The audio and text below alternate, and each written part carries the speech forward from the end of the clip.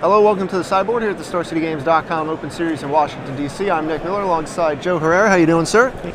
How's it going? We have seen you brew from time to time. Yep. We've had you on camera before playing Core Surf, Crewfix, and Legacy. Yep. So to see you with a nice deck here is no surprise. You're playing Eureka-Tell. Yep, that's it. It sounds like a great idea. Now, we've seen Omni-Tell decks, and especially lately, those decks have just been exploding. We've seen them on the Grand Prix circuit, a lot of them here on the Open Series. You're playing Omniscience in your deck with Show and Tell, but you're doing something a little different. 4 copies, Eureka. Yep. Now, I played this card in Cube. How's it working for you in Legacy? I mean, that's where I got the idea from, honestly. I was holiday queuing with my buddy, and this is always a card that I pick, first, second pick. So I was like, wait, give me a second. I can, move this over to Legacy because people have been playing Omni-Tell, and basically that can be the skeleton for my deck, and that's where I can go off of. So that's where I started. I kind of started playing around, combining ideas. Initially, I had, a very similar build to Omni-Tell with good taxing probes, but then I realized that I didn't really need good taxing probes because, I'm a little bit different. Instead, I was willing to sacrifice all of that for speed. Sure. Which is why I have Lotus Petal. Right. So it's kind of like I'm mixing Omni-Tell with Sneak and Show, which is another deck that I used to play. Right, so you have acceleration in the form of Lotus Petal, you got your Soul Lands, a couple Ancient Tombs, City of Traders. Pretty much. You've got the cantrip suite that we see in blue, you got Brainstorm, Preordain, Ponder, you got your counter spells, Force of Will and Days, but the real meat and potatoes of the deck, Show and Tell, Eureka, you're trying to put in Omniscience or Emrakul. Yep. And if you put in Omniscience, you can either Emrakul, Gristlebrand, or Ugin, the Spirit Dragon, making another Legacy appearance here in your deck. Yes. So where are the scenarios and breakdowns in where you want Ugin, where do you really want Emrakul, and so on? Well, Ugin is very, very good against any kind of creature deck. Any deck that's putting permanents into play that are not, artifacts, basically. So that's where he shines. But there aren't too many of those decks right now. So that's why initially I had 4. So as I was testing, I realized that I didn't need that many of them because, sometimes I get into a situation where I have an Omniscience and then I go Grizzlebrand and I can just dig through my whole deck pretty much. So 2 seemed like the right number and it's been working out just fine.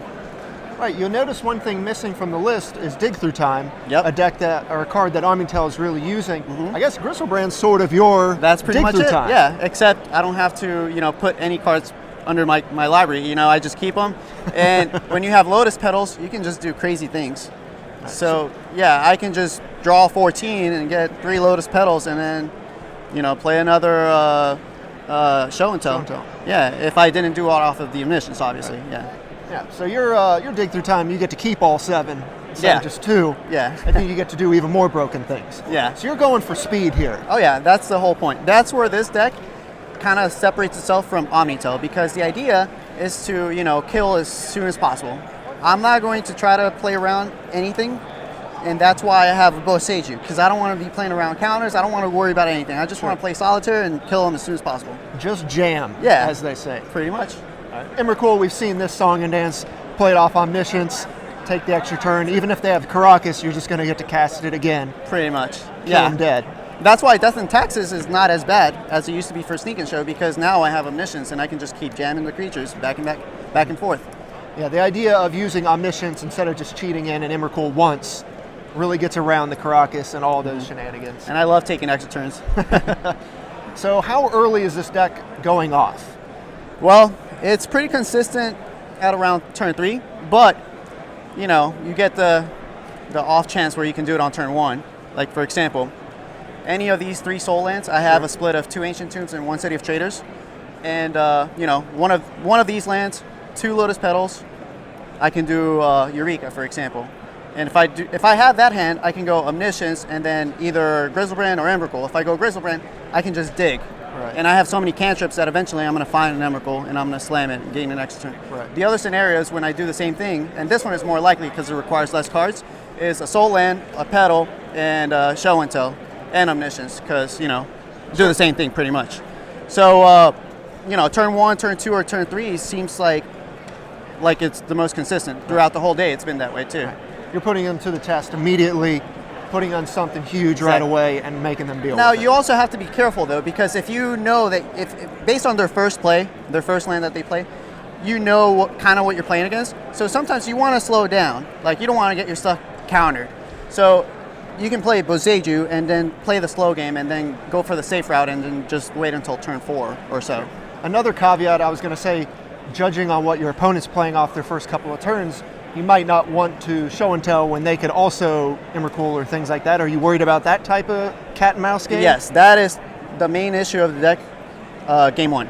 But I have it solved in the sideboard, game 2. All right. Sideboard, speaking of which, Yep. I think you're pointing to Ashen Rider. Oh yeah, I'm pointing to Ashen Rider and Crozen Grip for the main part.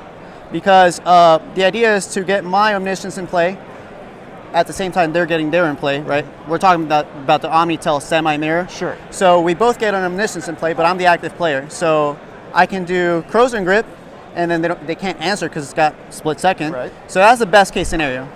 The second best case is going Ashen Rider, but that's not as great because they can kill me at instant speed, but I am putting them to the test. Right. So they have to have the right cards to kill me at instant speed.